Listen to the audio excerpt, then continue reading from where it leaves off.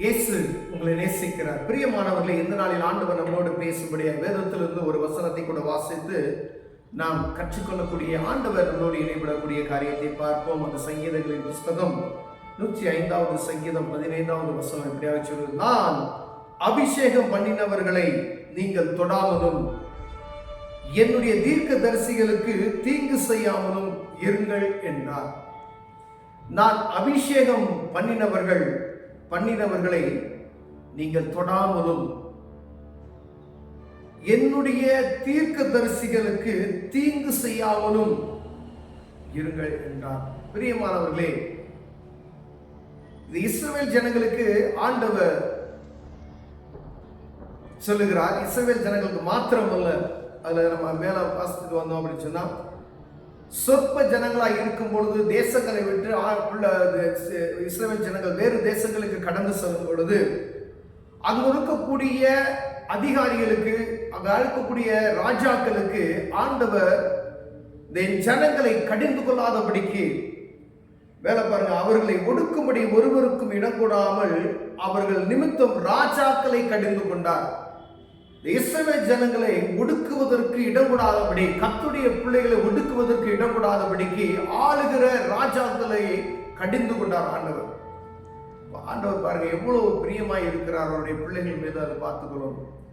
அப்படி இருக்கிற பொழுது ஆண்டவர் அவர் மற்ற ராஜாக்களை, வேற தேசத்துல நீங்க போறீங்க, வேற ஊருக்கு போறீங்க, வேற ஒரு இதுக்கு போறீங்க, அங்க இருக்கக்கூடிய தலைவர்கள் கையில, அதிகாரிகள் கையில ஆண்டவர் என்ன செய்யறாராம், கர்த்தருடைய பிள்ளைகளுக்கு தயவு கிடைக்க செய்கிறார் என்று வேதம் சொல்லுகிறது. பிரியமானவர்களே, நாம் ஆண்டவருக்குள்ள உண்மையாய் நீதியாய் நடக்கும் பொழுது அவர்கள் பார்ப்பார்கள்.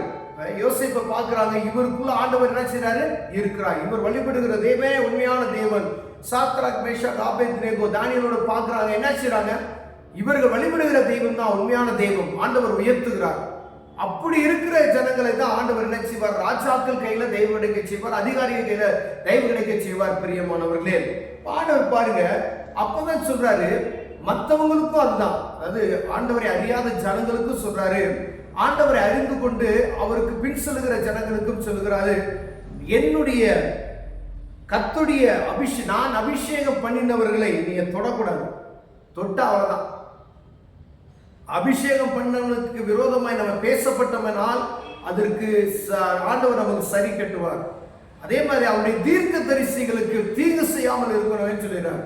பாருங்க, சவுலுக்கும் தாவீதுக்கும் நம்ம ஒரு பயங்கரமான யுத்தம், தாவீதை கொல்லுவதற்காக சவுல் துரத்துகிறார். ஆனா தாவீதுக்கு அநேக நேரங்களில் வாய்ப்பு கிடைத்தது சவுலை கொல்லுவதற்கு. ஆனா தாவீது செய்த ஒரு காரியத்தை, அவர் அபிஷேகம் பண்ணப்பட்ட, கர்த்தரால் அபிஷேகம் பண்ணப்பட்ட மனிதன், இவரை கொல்லுவதற்கு தான் அவர் எதிர்பார்த்து கொண்டு இருக்கிறார்.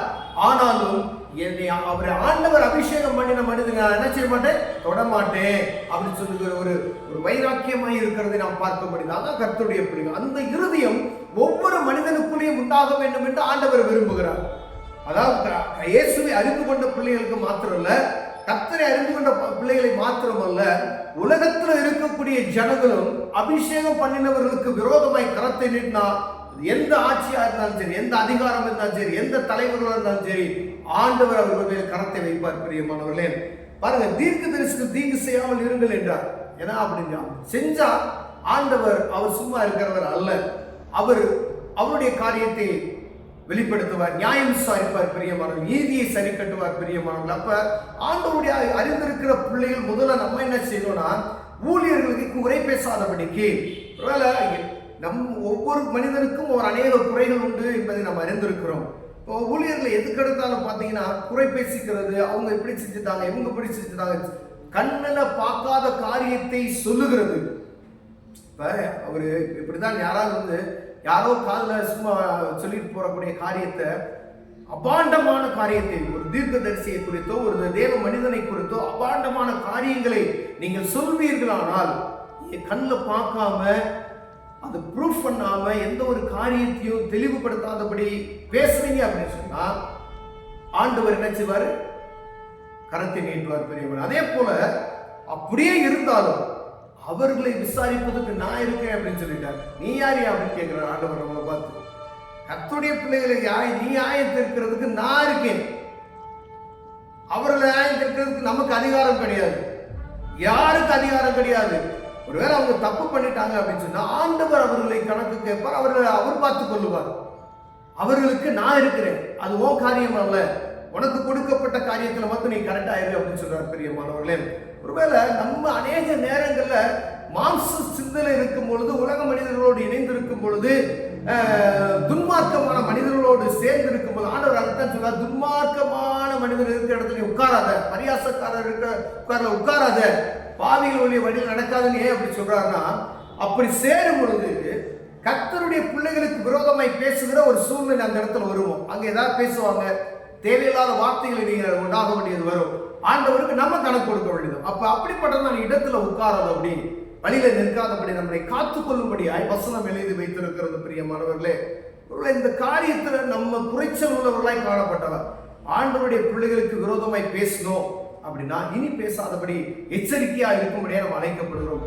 எல்லா காரியத்திலும் சரியாய், நேர்த்தியாய், உண்மையாய் வேத வாசித்து ஜெபம் பண்ணிட்டு பரிசுத்தமாய் வாழ்ந்துட்டு ஒரு குறிப்பிட்ட ஊழியக்காரரை பற்றி தவறாக பேசிட்டோம் என்றால் பரலோகத்துக்கு போக முடியாது. அது ஆண்டவர் கணக்கு கேட்க வேண்டிய மனிதனை நீ நியாயம் தீர்ப்பதற்கு அதிகாரம் இல்லை என்று ஆண்டவர் நமக்கு சொல்லி இருக்கிறார். அவர் சொல்றார், நான் அபிஷேகம் பண்ணினவரை நீங்க தொடக்கூடாது, என்னுடைய தீர்க்க தரிசனத்துக்கு தீங்கு செய்யாத இரு அப்படின்னு சொல்லிட்டாரு.